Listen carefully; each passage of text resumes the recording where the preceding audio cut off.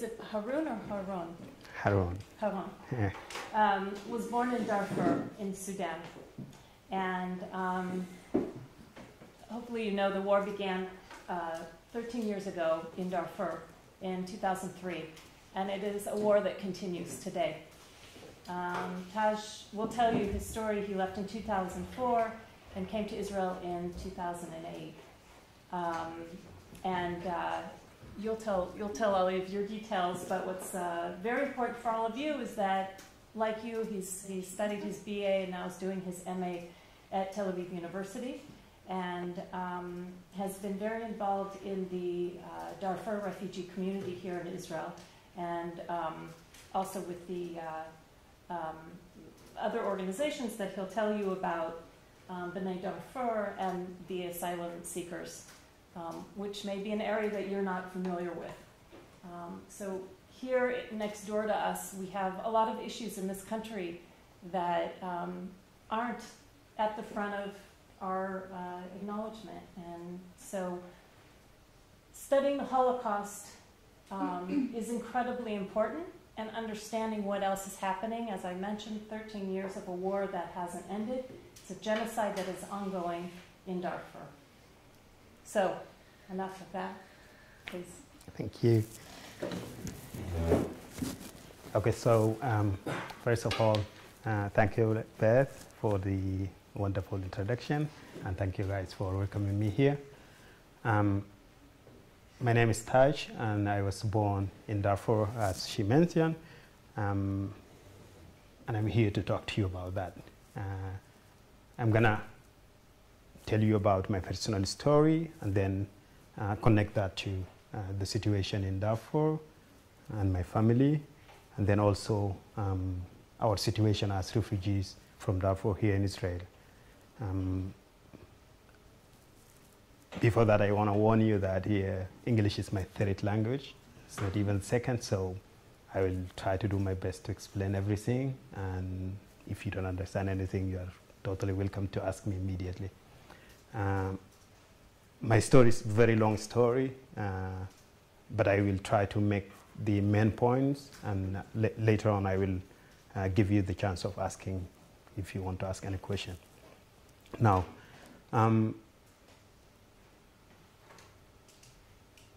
before I begin with my story, I just want to explain a very important point, which I always get asked here in Israel, which is why you chose Israel. And before I answer that question, because it's part of the story, I want to say that I'm here as a guest because I have conflict back at home, and situation does not allow me to stay there, and that's why I'm here, and I'm going to explain those situations one by one, but I always keep my fingers crossed that the situation will be better tomorrow and go back home, and that's the purpose I'm here. Now,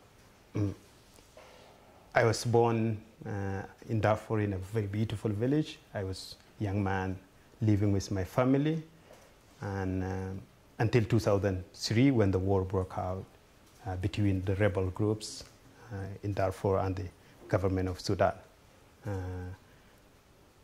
And the government of Sudan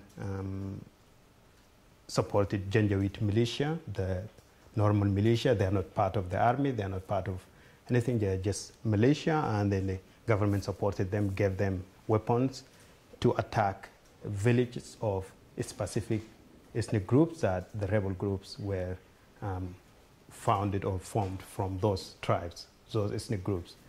Among them, my tribe, 4 tribe, and 4 is the Darfur. The name comes from that tribe, 4, F-U-R, which is Dar is in Arabic home, 4 is the name of the tribe, so it's the home of 4.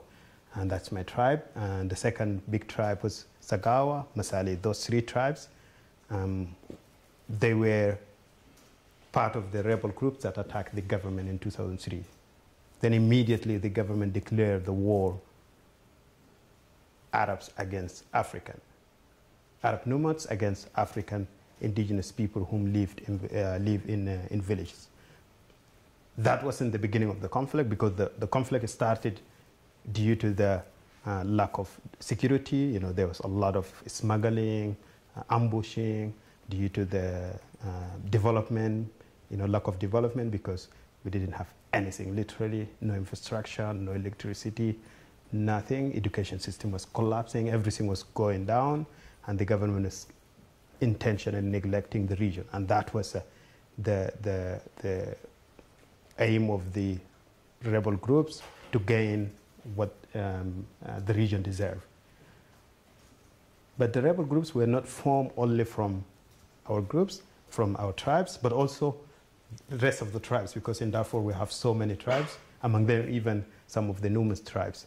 But that reason didn't give, you know, like the government took that in a different aspects, and then immediately recruited Janjaweed militia and told them, look, it's between you guys and Africans. If you are not standing with us, they're going to whip you out and they're going to kill you all, and then you are not going to be in Darfur. Either you come and stand with us and I will support you by weapon, guns, army, and everything you need, or you stand by yourself and then they're going to come and kill you. That's why in the beginning almost everyone who think he was an Arab tribe joined automatically the government. Now they start attacking village to village. It doesn't matter if you are part of active fighting as a rebel, or if you are just innocent citizen, or if you are a child or old man, it doesn't matter, because it is a systematic killing. They go from village to village, and that's why they came to my village. And when they came to my village, here, as I said, very beautiful village. We have like 2 mountains, big mountains, and then we have like a range of small mountains. So at night, around like 4:30, a messenger came to Sheikh, you know, like a leader of the village, and told him, like, look, tomorrow this village is going to get attacked, take the people out of the village. And immediately the Sheikh, the leader of the village, we have like kind of a, I don't know what it's called. It's like, you know, very loud noise that, you know, everyone, that means it's a call for everyone to get out of the house. Like a siren? Like a siren, exactly. And then, you know, he did that one and everyone came out, and then he told, look, our village is going to get attacked tomorrow. I don't want you to tell, you know, everyone to run. Just go and tell them we have difficult situation, so families can be ready, like prepare themselves, like take the food that you can eat, water, and, you know, if you have, I don't know, cows or chips or whatever you have, you know, put them together so you can head out of it. But don't move, because we don't know from which side they will come. And then the young people to go and stay on those 2 mountains to kind of protect. Unfortunately, because it was like very big group, almost 10,000 or more, they didn't manage to protect anyone. Around 7 in the morning, we just wake up, especially, I remember I was young, we just woke up with the gun in our heads, and everybody runs in a safe direction.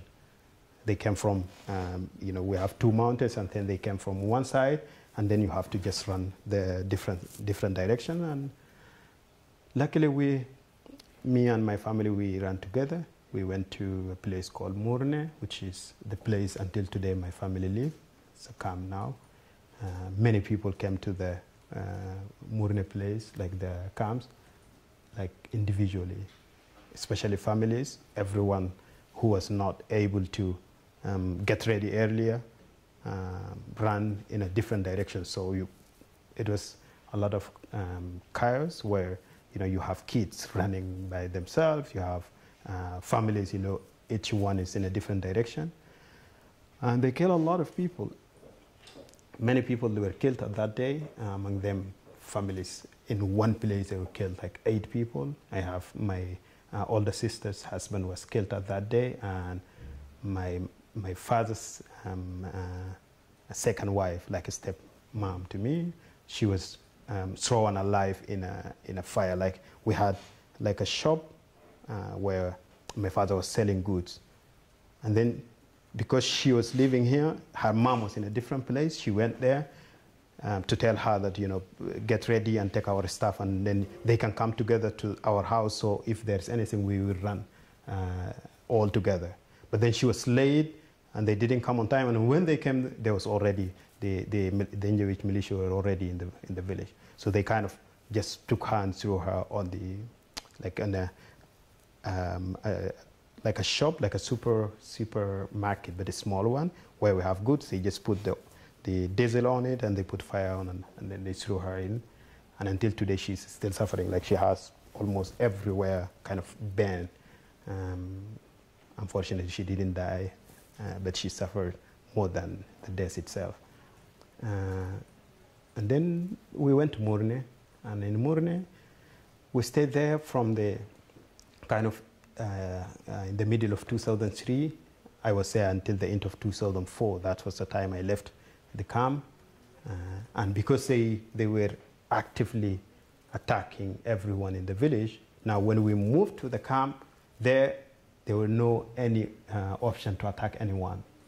So they came up, the Janjaweed militia, they came up with a new strategy. Now, if you are a young man, 16, over 16, until 30, 40, you are in trouble, because they will come, and everyone was in the camp, and that was the beginning of the international aid organization came into Darfur. And there, you know, everyone is in the camp, like 10.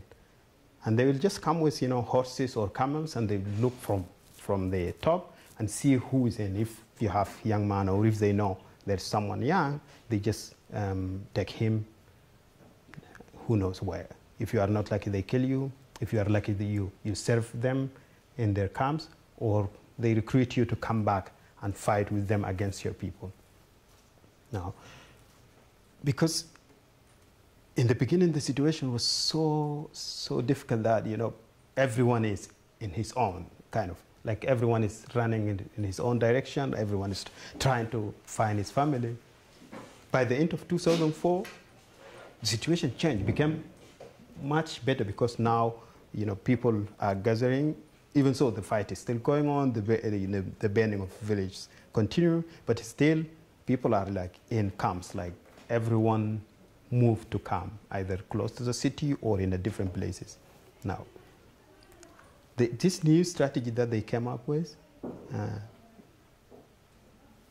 is a threat to every young man who is in that camp, and that was the reason, you know, like my mom just said, okay, look, you have to go to Khartoum now. Nobody knows that the conflict or the war. Can you repeat the new strategy? I think the Janjaweed militia, when we were in village, they were attacking village, you know, burning, killing, whatever they do. But because we ran and we went to the camp, now they can't do that in the camp, because first of all, you have international aid organizations. Second of all, it's like a camp. It's not like a house. It's like a tent. And then they will come just to pick people up, you know, like especially young people, and then, you know, they recruit you or kill you, or you know, stay as a servant to them in their camps. And that's why, you know, my mom was worried and said, okay, look, go to Khartoum. Khartoum is the capital of Sudan. Go to Khartoum, stay there maybe 2 months, 3 months. When the war ends, come back. And in this case, you don't have to worry about maybe they will kidnap you or take you from the house. Of course, nobody knew that the war is like a political war. You know, there is political aspect, and it's going to last, I don't know, 13 years today. Everyone, you know, they thought, okay, it's going to be a civil war between tribes, and tomorrow will be okay, and then you come back. A lot of process involved in me getting out of there. First of all, we needed money, needed the way to get out, because on the way from that camp until the city, like every few villages, you have the militia checkpoint where you face the same situation as in the camp, because they can tell you, okay, get out of the car and come with us, or they will say, you know, like, look, they'll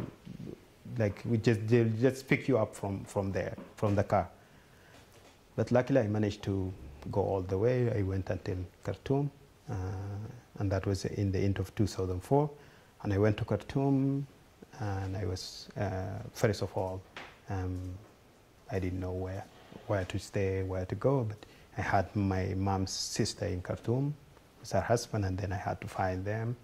I made all the way by myself, and luckily I managed to get in Khartoum, and I found their place, and I went and I stayed with them. And I was there in Khartoum from 2000 into 2004 until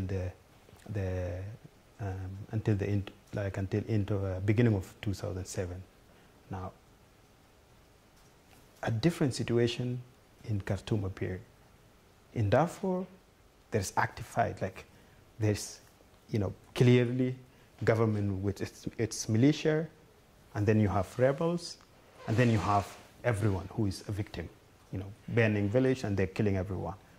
But in Khartoum, it's a completely different story. Now, if you are from Darfur, first of all, if they see me, they know that I am from Darfur. Physically, they can identify that I'm from Darfur. And if not physically, any move that I do, they can, the security people will say, okay, he's doing activities. So from the threat of maybe you're getting killed to the threat of getting arrested. And now in Khartoum, because I came and I was like, yeah, I want to go and study, and I went to English Institute to study and continue studying. I was in the end of my high school. And then suddenly, we didn't like the situation in Darfur back home, because it's so much into head that everybody's talking about it. And we as Darfuris, especially students, we said, okay, we can't just sit and see the situation. Let's do something. And we kind of tried to form a student body, that we can demonstrate, we can, debate, we can do things that, media give a media attention, and also some kind of explain the situation in a different, because it's only government explanation on TV, because there's no other way. And we started doing so many activities that each one of us, and we were in the beginning we were a small group, but then it became big group, and we started doing so many activities that we put ourselves into security,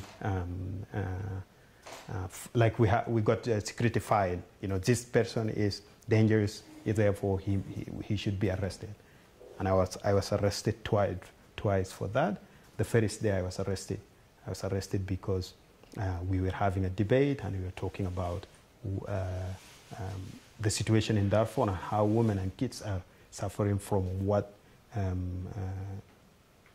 politicians kind of differ on their opinion.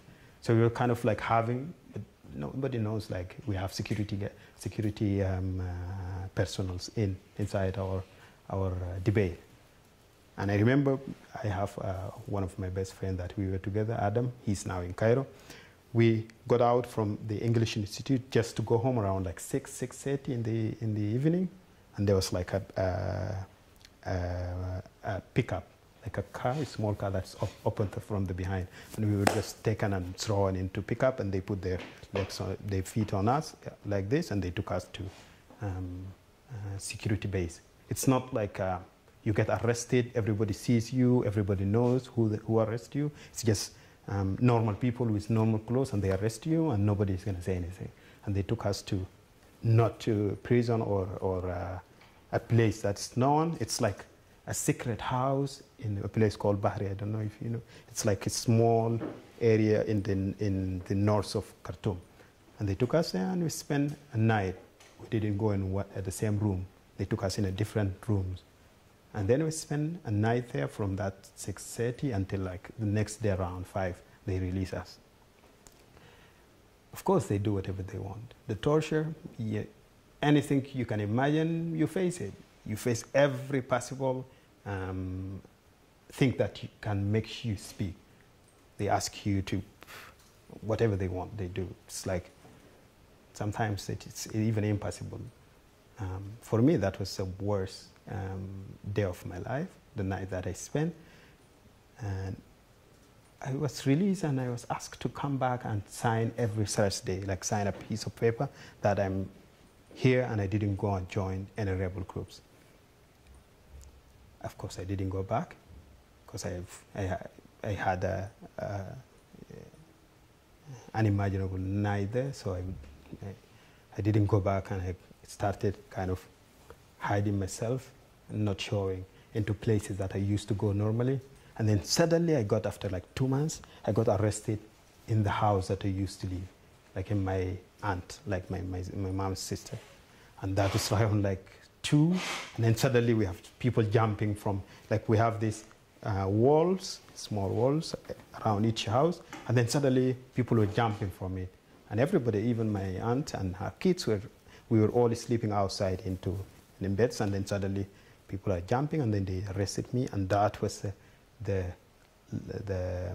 moment that my aunt said, okay, look, if you stayed here and they arrest you again for the 3rd time, that's it. Now, why, like this, that time they took, like the second arrest was like from that night until also the afternoon late. But this time they didn't torture me that much. They just asked me like, why are you hiding? Maybe you have contacts, and they kind of try to, like, you know, force me to speak about my contacts with the rebel groups. Of course, I didn't have anything to say for them. But they kept saying things, especially insulting your mom, your dad, or your tribe, you know, you are slaves, you will never be, all those kind of things they said. And in the end, they said, okay, now you have to come and sign. Now, the reason they released me, because many people, they never got released. They got arrested. If you are arrested in a place where nobody sees you, if you're not lucky, you just get killed immediately because nobody knows who arrested. But if you are arrested in front of people, that's like kind of, they have this, okay, you know, we're gonna let him go, not to, like, because they know that we arrested him. And because of that, they released me 1st time, they released me 2nd time, and I couldn't wait, of course, for them to come and arrest me 3rd time. Now I had to prepare myself, I had to get documents, papers, everything possible, like passport, to leave the country and where to go. And I have to decide where to go, like I had to decide, and then in the end I made it to Egypt. So I came to Egypt after 3 years in Khartoum. I came to Egypt in the beginning of 2007 in Cairo. A very difficult way to get out. I got documents, I got passport, and I got 6 months visa as a tourist to Cairo. And then I came legally. And when I got to Egypt legally, I was welcomed by the Darfur community in Cairo, and I was taken by one family to stay with them in their house. So I spent almost a year in Cairo. During that time, my visa expired, so I had to either renew or go back to my country. I couldn't do any of them, because if I want to go back to my country, that means I'm taking myself again there, or even if I want to go to the embassy and renew, that's another case, and I'm showing myself to, you know, to the embassy. And between Egypt and Sudan, it's very normal, and they can do that, you know, like send you, kidnap you, and send you immediately. So I went out of Cairo in a place to work as a guard in a house for a while. Then I didn't like that one, and I said, okay, you know, I want to go back and study, do some kind of anything to study, because that was always my dream. And I went back to Cairo. Now I didn't have any paper. The UN office wasn't working at that time, like not functioning to give papers. There was like, you go and you register with UNHCR, and they give you some kind of a paper that says, you know, you are an asylum, you have asylum claim, and then you are protected by the UNHCR. Therefore, the Egyptian police is not allowed to take you and send you back to your country. But I went there, and unluckily it wasn't working because of the problem in 2005 between refugees and the Egyptian police, and then they killed around 27. And then, you know, this office was not functioning. So I had to find my way, hide and do whatever is possible can be, like not to get arrested and sent back to Sudan. And then I stayed there, and that was the first time I heard about Israel. Darfuris are in Israel.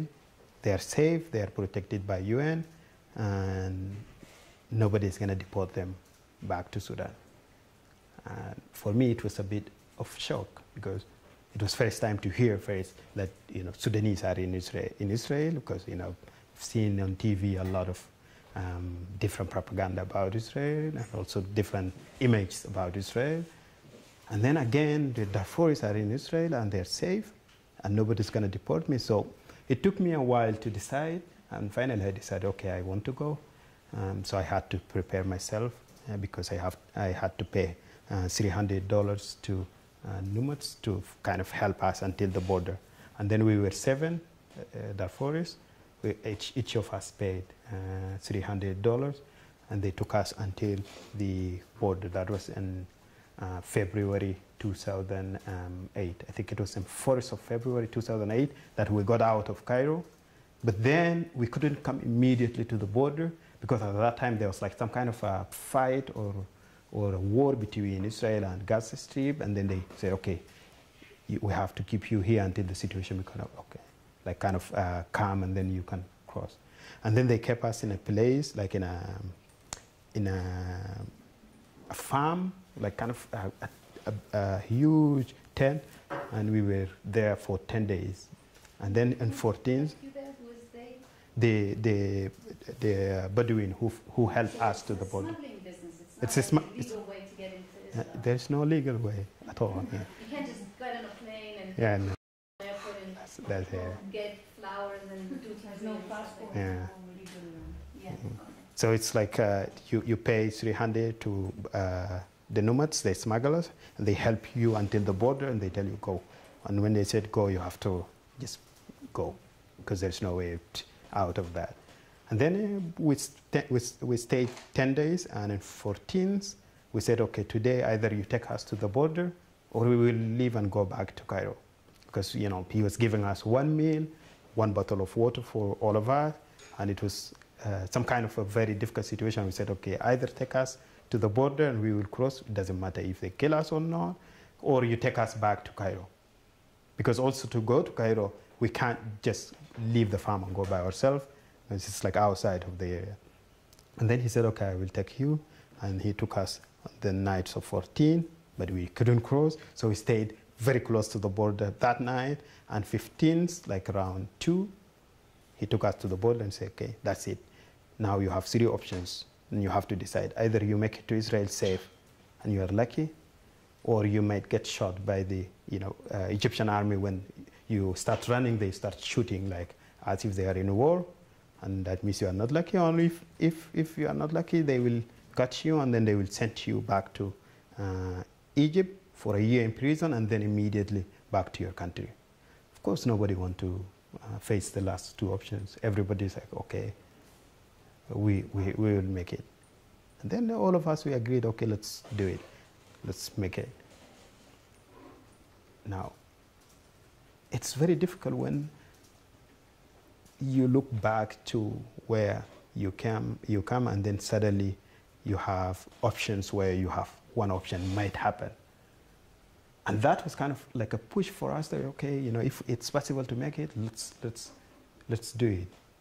And at that night we crossed. All of us, we made it. We made safe to Israel, and luckily we made it kind of very late, around like 3:30, 4. And the person who was helping us, he told us you have like 3 lines. You have the ferry's fence. You jump that one. There is a road in the middle, and then after road you have another one. Don't stop until you cross the second one after the road, and that means you are in Israel. There you can stop. Israeli army will come and pick you up. Is it a wire, barbed wire? Yeah, like the fence that they do is like kind of wires. Yeah. And you just run from Why are you walking? No, you run. There's no way of you walking, because as soon as the Egyptian army realize that someone is walking, they just shoot you. There's no way of even, for them to come and say, okay, stop, arrest you. They start shooting, and that's what happened with us when we start running. Like when he said go, we started like everybody's like pop, pop, pop, pop running, and then they start shooting like as if it was in a war again. And we made it, but we couldn't stop because of like that shooting. We kept running all the time until like around 6 in the morning. And in the morning, suddenly there is a pickup with army, and unluckily, the person in the army spoke to us in Arabic. And then we start again immediately running because we thought we were in Egyptian line. So we started running, and then he said, no, no, no. And then suddenly the other person was kind of talking on something in a different language, and he said, you are in Israel in English, you are in Israel, you are safe, don't run, just raise your hands up. And then we were like kind of very happy that we made it. We raised our hands. Yeah. Because it's like this situation that you don't know what will happen. Suddenly you might get killed. And then suddenly you are like, oh, you are in Israel, welcome. And they said, okay, so we raised our hand, and he came and he checked what we have and asked us what you have. And then he took us to, they took us to military base. And there they gave us water, they gave us some apples. And we spent, they took us from that place to a different place where we spent the night of 16. And I think on 17th, they just took us to 2 buses. They brought 2 buses, one, because there were many people that came before us and also that came after us. And then they brought 2 buses, one at night, and everybody rushed into that bus. They locked it, and that bus stayed. And we were quite lazy to run. And then they brought another bus in the morning, and we walked on that bus. And they sent our bus to Beersheba and the other bus to detention center in Saharonim. Those people spent almost like 6 months, and that was it. For us, we went to Beersheba immediately, and from there, they put us 10 here, another 10 there, another 10 there, and that was it. And we were waiting. Maybe the driver is coming back to take us. So Maybe. Meaning there means where do they put you? See, there. In Beersheba, like, Where? But in a tent, in a house? No. On the street, like the bus will be driving, and then the driver will stop somewhere. I don't know. Yeah. I was in a tree, and then he stopped there, and he came open the door, and said 10 people here, and we got out, and we stood there waiting. There were no any communication. We didn't know what he meant. All what we knew that he's gonna come back, and then we were waiting, and suddenly someone from Beersheba came and said, okay, look. Why are you here? He said, we are waiting the driver to come and take us to UN office. He said, he's not going to come back. If the police come, it's going to arrest you. So you have to find your way out now. For us, police is a completely different thing because of our experience. So when he said the police will come and arrest you, we start again running. And then he said, no, there's no way here to run. You have to figure out how to go from here. And we were like, okay, we want to go to UN office. UN office? It's not in Beersheba, it's only in Tel Aviv. So where is Tel Aviv? Tel Aviv is like 2 hours from here, so how can we get there? It was Saturday, so he took us to gas station, Tchanat Dela, and there we took Munid, and Munid took us to Tel Aviv, to Levinsky Park, $150, and we paid that. And that's what we started our life in Israel. And that was in 17th of February 2008. Now, 17, 18? around, yeah. What year was it? 2008. Now, different situation. Of course, the dream came true, okay? The dream of being somewhere safe. That's something, happened. We already made it to Israel. We made it safe. Even so, we left situation back home, but at least we know that physically we are in a place to be safe. Then, new culture, new life, new challenge, and immediately started to appear. Among them, the visa problem. First of all, I went to UN. I got 6 months visa. I went back to renew after 6 months. it was transferred to Ministry of Interior, and then I had to go to Ministry of Interior, and then immediately started with new interviews, like call for interview, you know, like we're gonna interview you. So sometimes you go the whole week running from place to place. And that visa I have until today, it didn't change. And it didn't become more than 3 months. It's still, that's 3 months. And I have it. I'm gonna pass it.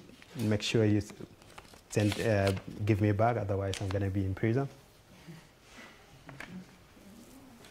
So this is a visa that says you are Allowed to stay in Israel. allowed to stay indefinitely, or you have to renew it Every 2 months, sometimes every month. Yeah, every 2 months, sometimes it depends who you meet in Ministry of Interior. Because you can meet someone who is, you know, in a grumpy mood, and then he will give you 1 week. Or you can meet someone nice, and he will give you 3 months. But it doesn't extend more than 3 months. And it says you are allowed to stay in Israel. It doesn't state if you are allowed to work. At the same time, it doesn't say you are not allowed to work. So we are using that one, and we are working. But what can we do else? And in Israel, a lot of different situations since I came. You know, she mentioned, Bess mentioned that I have involved with NGOs, among them an organization called Darfur. This is our organization that we established in the 2008, and then we built from the beginning until now, kind of trying to help our communities with, you know, shelter, food. Sometimes now, because everybody is here for a long time, changed to different programs, which is languages, computer skills, kids after school, and some social problems that we have. Not only that, but also with the changing of the policy, and that's a very important point for me to state it, that until today there's no clear policy about us. And this is not because, you know, the government doesn't know what to do. The government knows exactly what to do, but they are playing the game of policy of no policy. Because if they have policy, then they have to implement it. They don't want that one. So they just neglect us like this. Today, I'm here in Israel 8 years. I submitted my application for RSD, which is a refugee status determination according to UN convention. But no answer. Nobody checked it. Not only that, but also they kind of promoting every time different names, different like kind of things that indicates we are a very dangerous people. Among them, you know, like Mary Rajab called us, we are a cancer in the body of Jewish people. Ali Shai said, you know, he will do whatever cost so he can make our life miserable so we can live like by ourselves, decide to live. And he was very successful until today. Not only that, but now we have a detention center in the south called Kholod, and Kholod, everybody's entitled to go, no matter who. Now, I'm not saying that everybody is a refugee, but it's not my responsibility to determine who is refugee or not. It's either UN. If UN is not doing, then it's government, and that's between them. Now, UN is not doing because government took the responsibility from them, but the government is not doing because they have no policy of recognizing anybody as a refugee, even if I deserve. Now, it's not a big problem to get a refugee status as long as I'm safe, because that's the aim for me, to be safe. But it's kind of limiting every option in the life. There's no way that you will think of your future. For instance, with this 3 months visa, you are constantly in a fear of, I may not get renewed next month, or what will happen if I got rejected to get my visa renewed. That means the cleaning job that I have, I will lose. Therefore, I will not have money to pay for my apartment. Therefore, I may not have something to eat. And we have so many people that they end up mentally going crazy because of those situations. And now you can, if you one day visit Tel Aviv, you come to Livninsky Park and you see a lot of people just sitting there, having nothing to do. And not only that, having nothing to do, but it also gives people the chance to become criminals. Then you can find drugs, you can find people, you know, taking other people's things. For instance, they can steal money from you, can take bike from you, they can even sometimes attack you to get something, not only to anyone, to Israelis, any Israelis, but also among us as refugees. Sometimes it's like really difficult. And that's the chance where, you know, government sends a message, look, that's what we told you, how dangerous they are, how seriously dangerous these people are. And it's not those people whom sit in the park, it's everyone. So the generalization of a specific thing that happened, and we always say that crimes are always there in the society, and it's a criminal offense and should be taken care of through the legal authority, either police or whoever. But no, that's not the case. Everyone is a criminal, and that's the situation we live. Because of that, and because of the changing situation that we don't know how it's going to end, the situation changed from time to time here in Israel, where sometimes between 2012 to 2014 get to physical attack on the street. You will be walking and then someone will come and attack you from behind. No problem, you didn't do anything. But because you are someone who I saw on TV that you are dangerous, therefore I will attack you before it happens. And we have so many cases in Tel Aviv, in Ashkelon, in Ashdod. We have many cases in Netanya. Now, because of this situation and because of all this we face, it seems as if we enjoy being here. We enjoy facing this difficult situation. But someone who doesn't know the serious situation that I went through, for him it might be more difficult than for me. Because I know it's dangerous. We hear a lot of things against us. But as long as I'm not in a danger of getting killed, it's gonna pass. And that's what we tell all the time to our communities. Look, don't be stupid and decide, okay, you know, like I'm gonna sign a voluntary return and go. Because many people, they got fed up and they can't take it anymore, and they decide, okay, I'm gonna go and sign and leave. Where they go? A new journey. From Israel, they put you on a plane to either Uganda, Rwanda, or Ethiopia, or maybe Kenya. And then none of us has a chance of going back to our families. So what happens is, like, they go from Uganda to South Sudan, from South Sudan to Uganda, sometimes move from there to Cairo, and then they decide to cross the border to go to Europe. Many of them end up dying in the sea. Others end up, you know, arrested.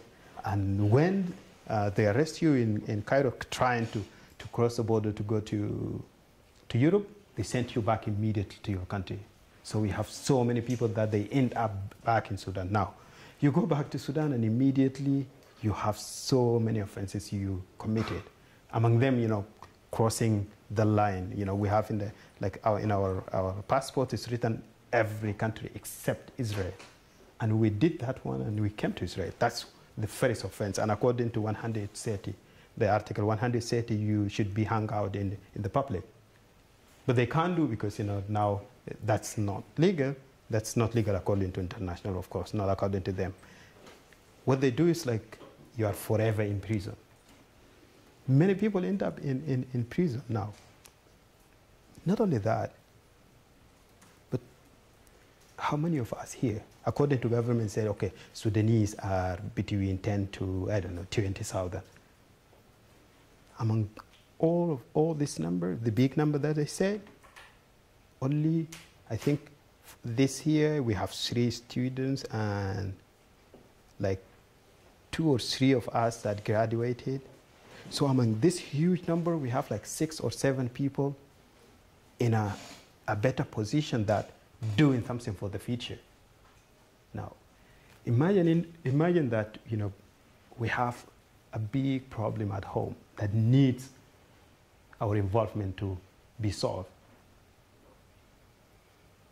And we are the one who supposed to get educated, especially, you know, because we are young, we are strong, most of us here are very young.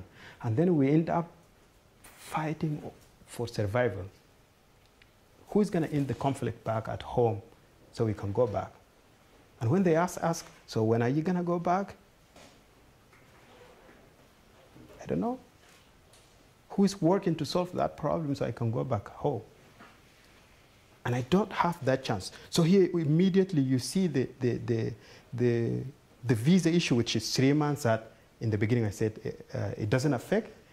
It appears here because now with this 3 months visa, I have no chances of doing anything. I'll only to fight for my survival, and that's the 8 years we spent here. I'm very lucky. I struggled my first 3 years. I studied and I went to IDC and I got accepted and I did my BA, and last year I finished my BA and I applied it to Tel Aviv University and I got accepted for masters, and I'm doing my masters. But not everybody is like me. It's 4 of us among 10,000 that they say. So we have the whole community that there's no future. The future is, yeah, you know, come and work. And what do we do? Cleaning in restaurants, in hotels, and there's no even job that we can think of needs qualification, because anyway, you know, there's no qualification. And even if we have qualification, do you think with the visa that we can get accepted? And if you combine all of this, it's like a very uncertain situation that we live in. We don't know how it's going to end.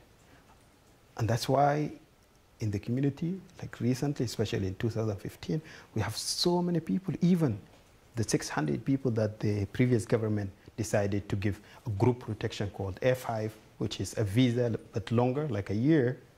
They're facing this constant fear of what will happen tomorrow. And we have so many people with psychological problems now. Of course, this is just the result of the war. And that's why I always think, you know, if someone is looking at war as a positive thing, maybe he never suffer from it. Because in one hand, maybe there's something wrong, and I could say that, you know, very loudly, that the situation that we faced before the war in 2003, you know, the situation in Darfur, it was so bad that everybody was like hoping, you know, to do something. And if you ask me at that time, you know, even so I was young, but if I was in this age and I was there and you ask me, I would definitely say, yes, let's do something to change it. But as a result, today I would definitely say it would have completely disagreed to start war. Because in the end, we are the one who suffer. We were suffering at that time, but today, none of us live in a village. All our villages are banned. So we have 52, I think, or 53 IDP camps in Darfur, and everybody is in the camp. Not only that, but nobody is allowed to go and work. So everybody depends on the United Nations aids to survive, you know, in your daily. Not only that, but you can't go outside of the camp 100 meters. Either, you know, you can get shot by the Janjaweed or you can get arrested by the security. So the situation like this, and we are paying the price of it as a generation. And that's why we end up in Israel. Some of us end up where, I don't know. I think, yeah.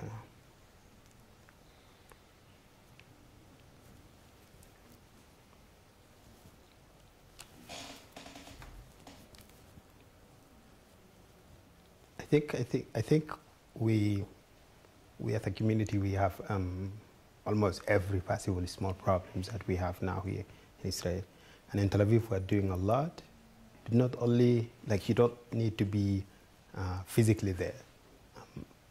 The biggest problem here we have in Israel is the paper issue, the status issue. And they don't want to recognize us as refugees, and we understand completely. First of all, we are coming from Sudan, which is an enemy country to Israel. We were born, we were promoted by the country as Muslims and Arabs, and that's a conflict maybe, or whatever they say, that, you know, we might be a threat to demographic of Jewish people. But one thing which I'm sure it's not fair, that I was in Israel when the Syrian war broke out. And today, every Syrian can get recognized as refugee. Therefore, they have a chance of moving. Therefore, they have a chance of working for their case. And because we made a mistake and we came to here to Israel, we are not going to get recognized. Therefore, we end up fighting for survival and not for our case. And that's a complete dark future for us. So if you can write about it, if you can document, if you can, we don't want more than just what we deserve, and when the time comes, we say thank you and then move on. But living in this situation, it's quite hard, especially when you know that most of the people are on the age of doing something, but they can't do anything. And not to mention, you know, our families back home, what they face. There is a complete destruction of a family. You know, no education, kids are not able to go to school, and they have 5,000 kids in one camp. They have one teacher that teach all the subjects and only one book, and everything has to be written. And the bad part is, like, even they don't have exercise books to copy what is written there. So there is a complete destroyal of our people, our society, our community. And we know that, but we're not able to do anything because we're in this situation. So what we want is, like, at least, okay, you know, if Israel is not able to take it, give the responsibility to UN so the UN can do the process and put us in a different place. And if Israel is able as a country to take, even if it's 500, we will really be appreciated than being here, none of us is getting, and everybody is in this situation of not knowing what will happen tomorrow. So please, if you could do anything, it will be very much helpful. Sorry. Yeah, you can ask. Okay. Can I ask a question? Yeah, I just want to take the t-shirt. Sorry, it's sometimes it's just difficult to talk about it that much.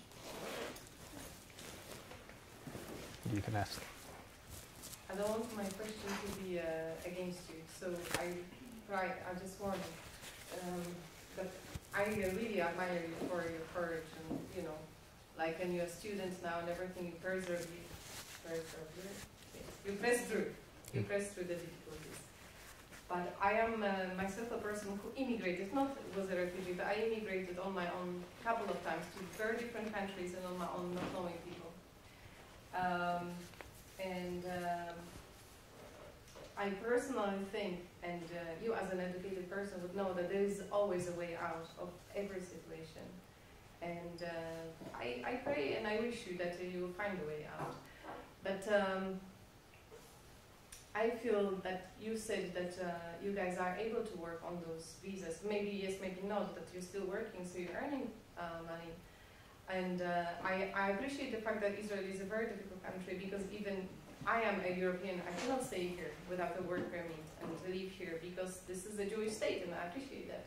But there's other countries that may be able to assist you, like England, because I lived in England for 16 years, and the asylum seeking process is much quicker, and there's many people from Sudan also over there. Did you never consider a possibility, instead of being stuck here and frustrated and mentally struggling, of immigrating to another country that offered you and is still offering you better possibilities before even that Syrian refugee migration that came. Because to stay in a situation when you constantly stuck yourself and your community, obviously it will generate feelings of frustration and mental stress and trauma and whatever else. But also I think those kind of situations create in us inability to think that there's a way out. So, and you said that like you could have been sent to another country in Africa and you wouldn't see your family, but even now you're not seeing your family. So, and I really want to be sensitive to you and not saying now you have to take your money and go out of Israel, but I'm saying there may be other possibilities instead of just suffering in one place. And you really, for like since 2008 you have been here and you didn't see your family. And so wherever you go, and I go, for God knows how long, you're not going to see them. So, as you have taken the risk to come to Egypt and cross the Egyptian border with Israel, you know, there's you and your friends. If you see that this government is not doing much for so long, and maybe it's not going to change for another few years, maybe there's other things that you as a community can think about. And because also UN position with Israel, it's another issue altogether. I don't know how much we can do, but it's just my reflection. I hope it doesn't offend you, because my state is not like, look, get out of Israel, but I think if it's so much struggle and you feel so much unwelcomed, and it generates also a community that then goes into criminal activity, then maybe there's constructive solution for that instead of pushing against the wall. Look, I totally understand what you mean. It's not like as if we didn't try. So you didn't try to immigrate to America? We try every possible thing. Look, I can tell you the simple story. Last year, I was accepted to King's College in London to do my master's, and I saw that as a chance so I can move and apply for asylum. I didn't go. I had everything. I had my money ready. I had my letter of acceptance. I didn't go because I had this visa. When I sent to them, they said, like, look, we don't know what's your immigration status there, and this doesn't say anything for us, therefore we will not give you the chance of coming. Like, we can't give you a visa to come to. Now, I'm not saying, you know, we have a chance to choose where to go, because it's a war situation and you just need safety. It doesn't matter if it's Israel or UK or I don't know where, but we made it to Israel. We can't make it from Israel to somewhere else as we did cross the border. We have to do in a legal way, even, yes, of course. You know, and that's where it's so difficult. Immediately, if you go to airport, you have to have a valid document. None of us has a valid document. We had even, like, luckily some of us, we have documents that is not valid. Some people, they don't have a document. You're not gonna pass anywhere without a valid document. Now, who is gonna give us a valid document? We don't have an embassy. We can't go back to our country to renew it. We can't send and get renewed. So we need Israel to be helpful so it can give us a chance of facilitating to move somewhere else. I can tell you today, if there is a chance of Israel, okay, you know, I don't want, like, the country doesn't want these people here, but we are gonna facilitate you to move to somewhere else. For instance, open the door to countries that want to do resettlement, to come and do the resettlement. We will be so happy to leave. But you wouldn't be willing to go to another African country instead? And that's the problem. You know what they do now with the voluntary return? So if you want to go back to other African countries, first of all, there should be a guarantee that you are going to go there and there is a protection, either through UN or through that country, you know? Now, Israel doesn't have that. They give you a one-way travel document, which is a week travel document, and as soon as you got into that country, they take their travel document and they leave you without status. So you are, again, in this situation of staying there. We have so many people in Uganda now that they are moving between Uganda, Kenya, and South Sudan because there's no status and there's nobody to give them a status. Some people went and tried very hard to apply with UN, and that's why we have this circle of rounding, you know, like moving from those countries again to Egypt and trying to make somewhere. Not only that, it's a very risky situation. when you have, these people sent to Rwanda, and then suddenly, the stupid Rwandan dictatorship decided tomorrow that every Sudanese out. Imagine me being in Uganda, and tomorrow Ugandan president decide every Sudanese out. That means with my papers from Israel, I will be taking them and going to Sudan. You know what that means? That means I'm going to get killed immediately without any question. So it's that situation that I left behind. Unless that situation change in my country, I'm not going to be able to go just simply like that. And to change, I need some kind of a facilitation to change it. And that's where sometimes we are finding it very difficult. We did reach UNHCR here, and we wrote very formal letters to UNHCR that please take the responsibility and make resettlement to those people so they can go somewhere else. We reach EU offices here, we reach all the embassies here, even African embassies. We met them, we explained to them the situation, and if they agree that we're going to take these people through a guarantee that we're not going to deport them, we were very happy to go. But there's no way out of it, and that's why sometimes it's so complicated, even for us. It's not like that simple, yeah, I will go there and maybe decide. Need to think if you go there and they deport you. And a lot of countries did. Jordan, last few months, reported around 400 Darfuris from Jordan to Sudan.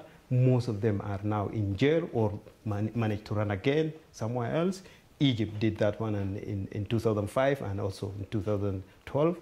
Not only that, look at South Sudan. In one day, they attacked a village of Bantio, and Darfur is among them actually 8 people that went back from here to South Sudan. In one day, they killed 408 people in one place just because they were Darfuris. And then, the fight between the government and the rebels, the Riek Machar rebels, each one said, okay, Darfuris are helping other side. And then when they attacked the village, everyone was dead. In one day, they killed 408 people. So we have this situation that going on every almost few months that, some people are deported or some people. So we feel that. We feel that, okay, we are not welcome. But if there is somewhere that we can, as a different way that we can be out of here, unless Israel is helping, I don't think there is another way out of Israel.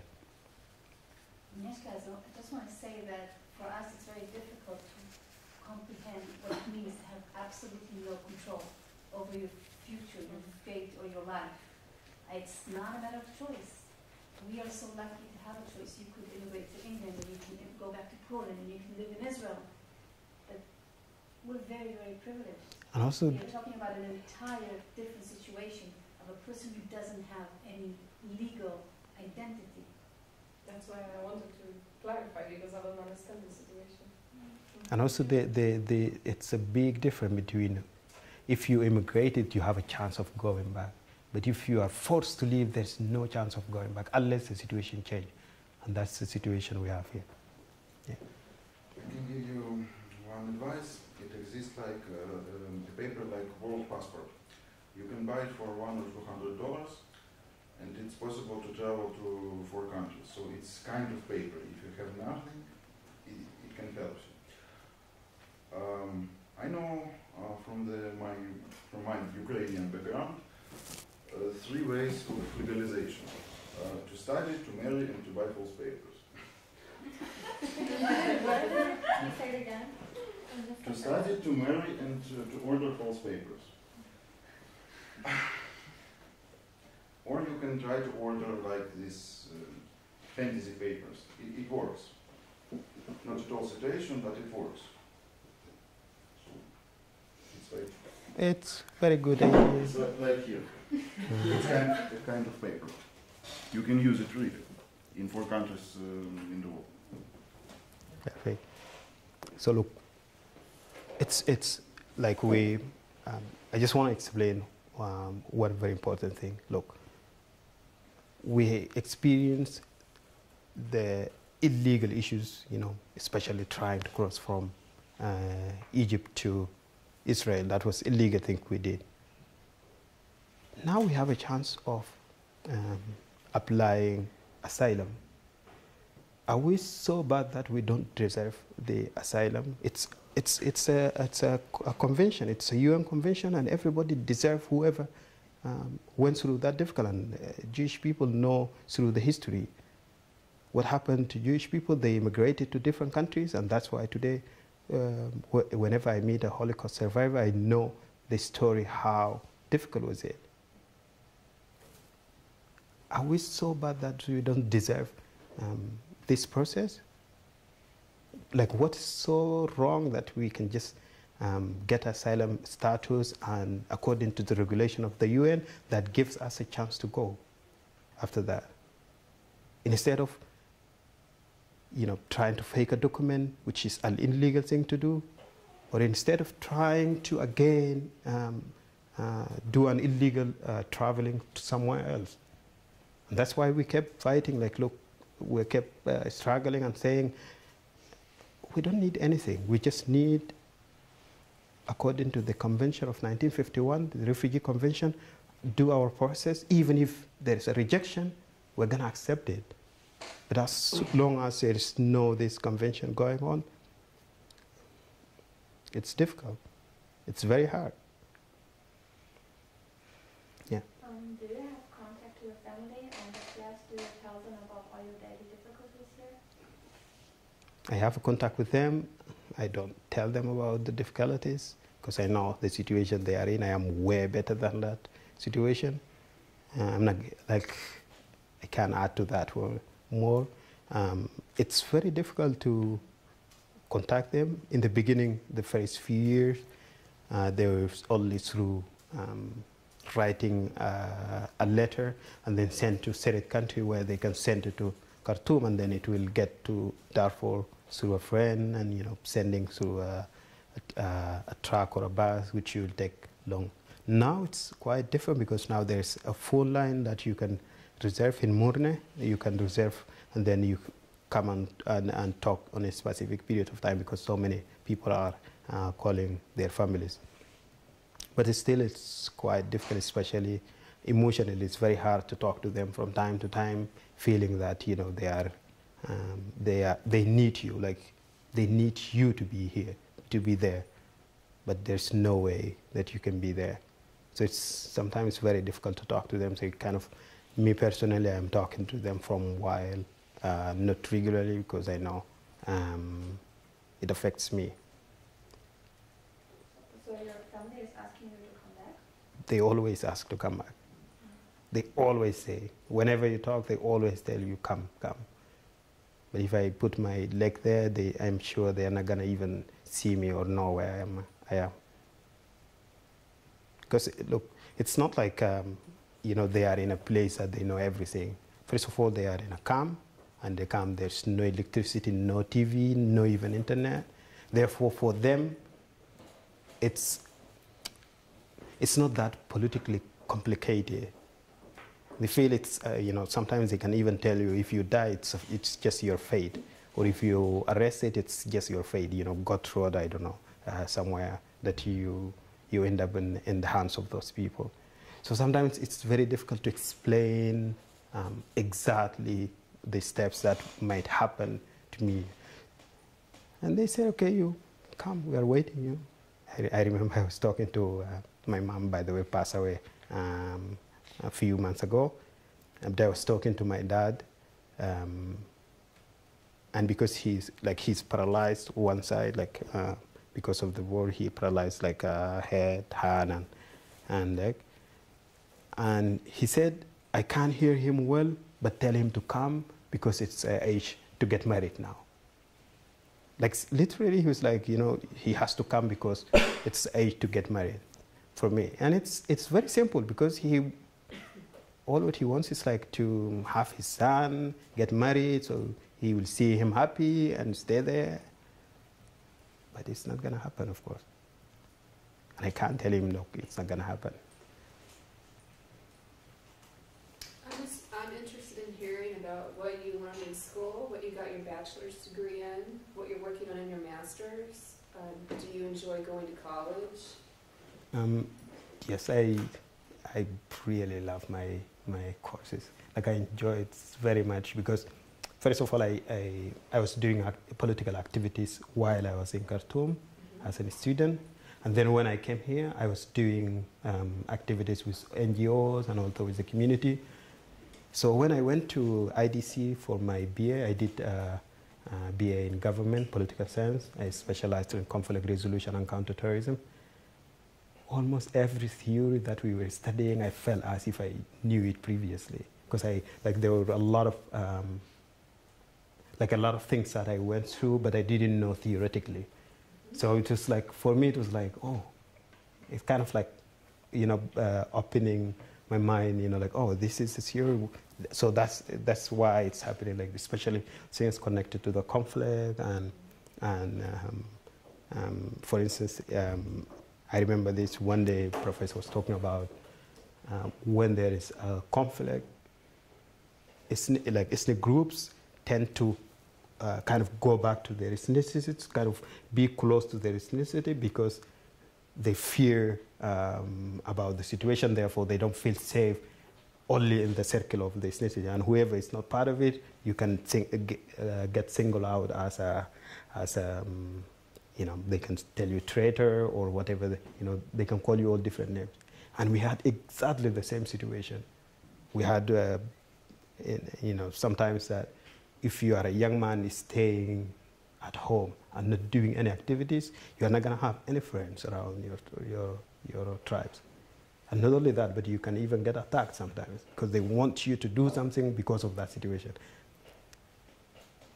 Not only that, but also everybody started now talking our language that was abandoning during or before the war. So after the war now, everybody's like, if I go and speak with someone in a different language, for instance, Sudanese Arabic, not in my language, and he's from my tribe, they will see me as, what's wrong with you?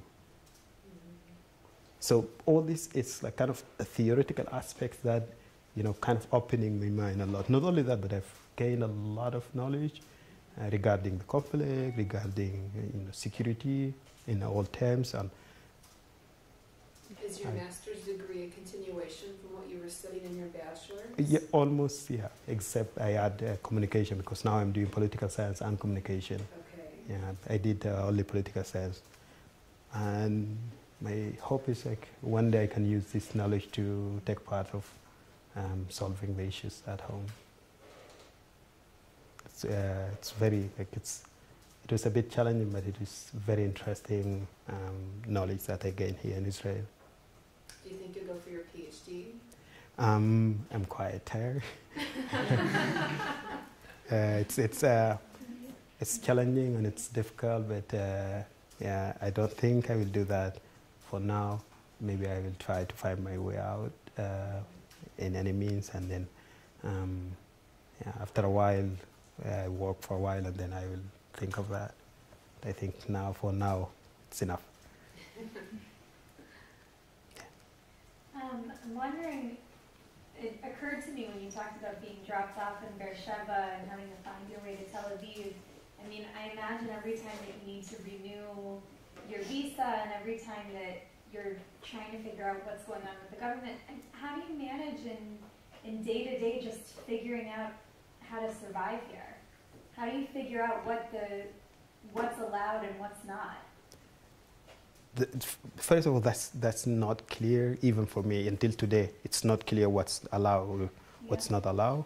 What I know that I can work, this physical marginal works that we are doing, I can work, and I can, it's way complicated than that.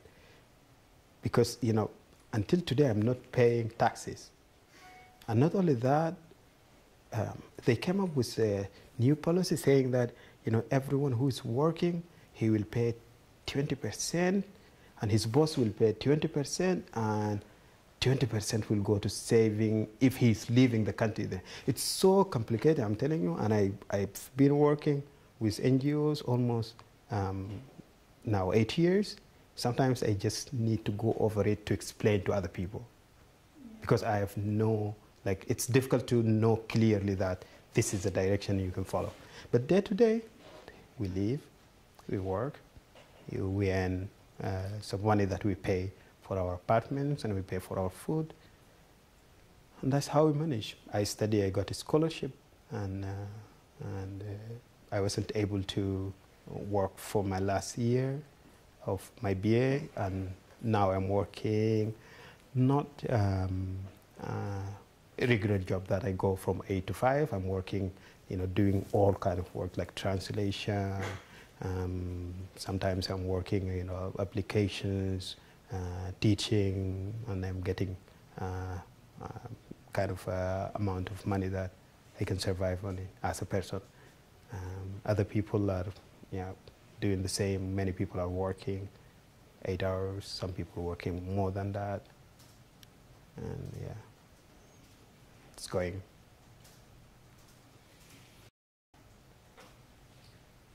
I'd like to better understand, if you can tell me what the aim of the militias are now. You said that people live in camps, huge camps for many, many years. Yeah. What is the aim? What's The point? the main purpose is to change the whole region. That's the aim of the government. Now what so they started as a Janjaweed militia, normal militia. Government is, for instance, what they do is like, first of all, government will send helicopters, like the planes, and then they will come and drop bombs in the village, and some people run, some people die, and then suddenly you have militia, with horses, with camels coming in, and the army behind them. Army is not before them, it's like behind them, and they're kind of targeting, killing, whoever's moving, they just shoot. Suddenly, they change, and they left first of all horses and camel behind. Now they move and they give different names. They gave them a name called rapid forces, rapid something forces. Rapid forces, yes. They call them rapid forces. That helps government when there is a need. Now, they have nothing to do. They give them, the government give them IDs, the army IDs. They would never train. Their train was like either a week or a month, at like maximum months. Now they give them IDs that said, they are army. They give them ranks, different ranks.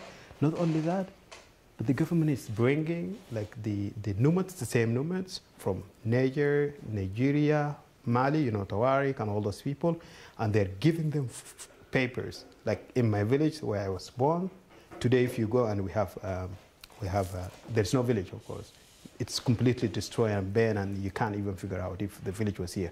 But there are mango trees, guava trees. It's like very what's called it, like many trees that you have guava, mango. Orchards? Yeah. So we have that one, and all of them are owned legally by the Janjaweeds. So if you go, you can't enter your place. You have to get permission from him to get in, and you get paid to get just mango or guava or papaya or sugar cane or whatever you want. So if it was up to the government, they would take your property and make you live in the camps forever? No, they did it already. No, I mean, but that's the big picture, that's the big aim. Is there a plan? Yeah, that's the plan, and it's a plan. Politically was planned long time ago, and there was a book that wrote about it. Now I can read, of course, because I study politics. But there was a book written, I think, in long time ago. It's called Black Book, and in that book they have all the plans, and they give maximum 20 years to change the demography of Darfur from African indigenous to Arab nomads that they will bring from different places. And it's almost 80% or 90% successful until today. Still, we have people in camps. We have rebel groups in different places that fight from time to time. It's not that strong. It's very weak, and they're not able to protect even themselves. So what now they are planning to do, government, especially in the coming months, April, they came up with something called referendum of Darfur. In that referendum, they want to see if people want one region as Darfur region, or they want few states like municipal areas, like regional states. And the whole aim is like the government, of course, wants to have few regional states because they are giving each group a state, like sitting in different states. And why they're doing that? Because they want to establish camps as mixed cities for people living there. So there is no way of, all of us, we were farmers, so you don't have farm, you don't have education, and that's also systematically they are doing, because destroying the basic life of everyone, and not only that, but also the generations that are coming now. It's the aim of putting everyone in the camp, and they will end up no education, no farm, nothing, and then you end up whatever they want, they can make you. So the plan is very successful until today. Taj, are you talking about the government of South Sudan now? No, I'm talking about Sudan. Okay, so your family is still in Sudan. They didn't go to South Sudan when Yeah. they gained independence? No. Okay. Because we are not from South Sudan. Darfur is in the west part of the Sudan that remain. Oh, okay. I thought it was part of South Sudan. No. Yeah, it's border to Chad, but also we have like a border to South Sudan, the area that now they are fighting. So now in Sudan, okay, so it was one country, Sudan, and South Sudan as a region seceded, right? Became a country. Now in that Sudan, the one that left, you have Darfur as a western part, the whole region, in the size of France, and there's this genocide going on and fight every day. And then you have, in the border between South and North, you have Nuba Mountains and Blue Nile. Those are two areas that there is very active fight going on between Sudan and other different rebel groups, different than the one of Darfur. So in Sudan now you have Darfur, Nuba Mountain, and Blue Nile as different rebel groups that are fighting the government. Then you have the government of Sudan with the militia. Are you mostly men, those who are fleeing Sudan? Yeah, everybody. Can you say something about your shirt, because I've been looking at it? This one? Yeah, so this one is like, last year, there was, it's a Tabet. Tabet is a city, not city, a village. In that village, the government sent the militia went and it spent the whole night raping women there. So in one night, they raped around 200 women, and it was in the media a lot, and we did a demonstration here. We went to, did a rally, we went to EU offices and also to American embassy. So we kind of asked to hold everyone accountable. Because of that, there was a discussion in the UN Security Council, and then the Sudanese government was very furious about it. So they expelled a lot of international organizations, and they banned anyone to get in, to have access there, and they even banned UNAMID to go to that village. And they sent security people to threat people, the people living in the village, whoever talks to media, that's it, we're gonna kill him. So they just closed it like that. Until today, nobody talked about it. There was a lot of reports, especially activists kind of sent articles and all this, but there were no any actions. And that's why you have this t-shirt. I have a question. What kind of roles do you think the big powers like the United States, Russia, China can play in order to solve the problems and improve the situation in Sudan, and maybe South Sudan, Darfur, in the whole region? Look, to be honest with you, even if you ask grandma in the IDP camp, they will tell you, look, one, UN, you never trust them because they never do anything. Two, all these superpowers, they never do something that they don't get anything back after it, in return. And you can see, Bashir was indicted to the crimes that he committed, crimes against humanity, ethnic cleansing, genocide. But until today, he's free to travel, even he was in Indonesia last month. I can tell you, politically maybe we will ask them because anyway they are superpowers. But practically, maybe God knows if they can do something about it. It's not like Syria, where you have, oil and you have different people, maybe not black or whatever. But Darfur, I don't think they will do anything. Do you have? Is there anything what can give you hope that your situation will change in Darfur, or do you think that that you can't see any solution? Or? Look, I can see a solution, but it's gonna take long, and it's gonna take a lot of work from us, and that's why we are doing almost day and night.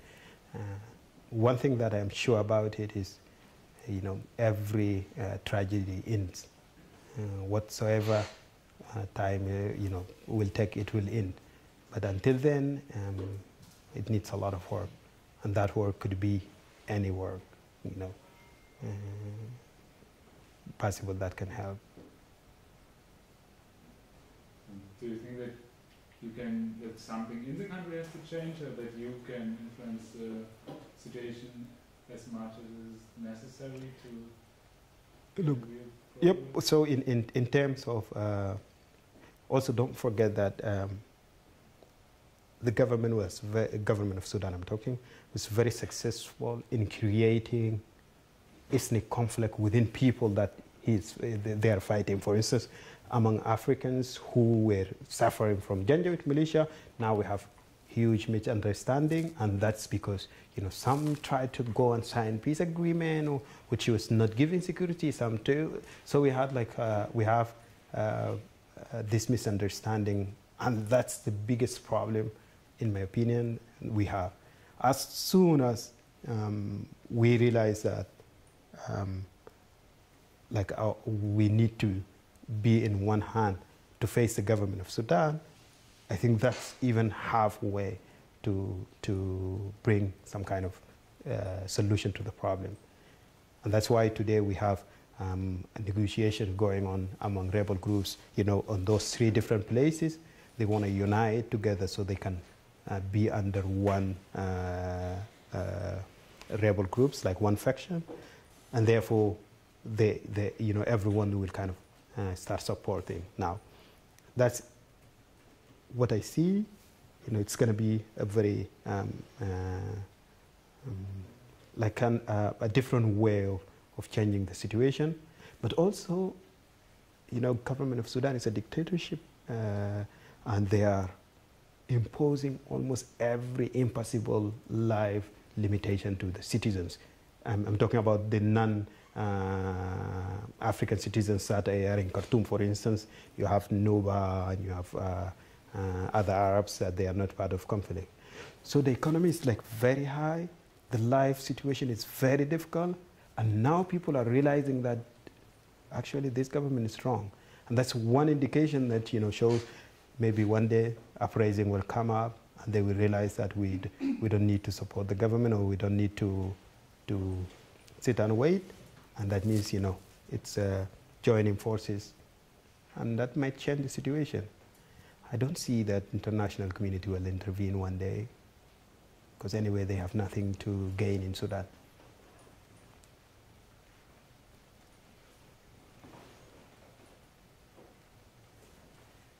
One more question, or should we? Sam, you've left us with a lot to think about. A lot of responsibility that is overwhelming. Not only in just our everyday lives, but in the work that you do and that you will do in your future. Another aspect of understanding inhumanity and governmental destruction. But if you could tell the group, just sort of as a final thing about what's happening tomorrow and the next week. Yeah, I almost forgot about it. Sorry. So we are organizing a one-week event in South Tel Aviv, in a place called Minshar College, and in that event the event will be from tomorrow until next Wednesday, every day from 6 to 9. We have different activities we are doing. Among them, Skype conversations with IDP, like people in IDP camps in Darfur and also in refugee camps in Chad. We have petition signing, like we want to send letters to UN Security Council, even so they're doing nothing, but still there's no other hope. So if you can, have a chance to come over or you want to sign, we'd be happy.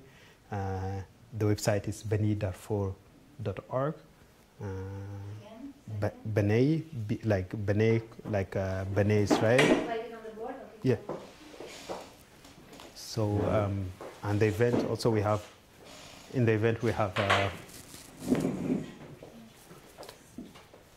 so it's,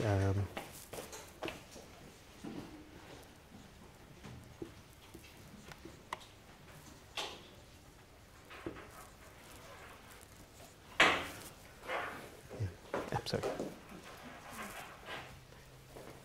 And in the event we have, I said petition signing. Also we have newsroom. Tomorrow we have conference about the situation lately, because like Darfur issue kind of disappeared in the media a lot, and that's not because the war ended, but because the government was successfully kind of expelled all the NGOs and the media, and does not allow anyone to get in, so kind of disappear in the media. And we want to remind the international community that the atrocities going on, and also from the January 2016 until today, there is like escalation of violence again in Jabal Mara Mountain, which is at center of Darfur. We have almost 100 and something new displaced people in different camps. So we want to explain the situation, and we also planning to send donations, especially school supplies to camps, especially the ones in Chad. In Darfur is quite challenging, but we are working on trying to figure out how to send. And yeah, if you have a chance to be there, you can come to Minshar College. I think the address is in that website, and come and if you want to volunteer also, you're welcome. If you want to volunteer, what kind of things do volunteers do in your organization? During this week or generally? In generally, what we are doing now, we have, first of all, we are kind of, the very important thing we are taking care of is to make sure that kids here after school, they get some kind of help in Hebrew or English. That's only in Tel Aviv, right? It's in Tel Aviv all. Because I was looking into it and I was told that in Haifa, there's these kind of activities are not taking place. I don't think we have individuals in Haifa, but I don't know if they actually, we also have a few families here. I'm not sure if they are in need now. Or I need to contact them and see. But in Tel Aviv, we always have the request to, someone who's Hebrew or English, or even sometimes families, they just need to learn computer. If you can work with NGO, we have like community-based organizations that working with Israeli NGO, but also we have community-based associations. So the difference between an organization and association is more associations are more community, tribal-based body that work in more kind of a social thing, like funerals, developing the language, keeping the culture of the group, doing cultural activities, all those kind of things. So anything you are interested, can definitely direct you. A question, because I don't know if I understand you correctly.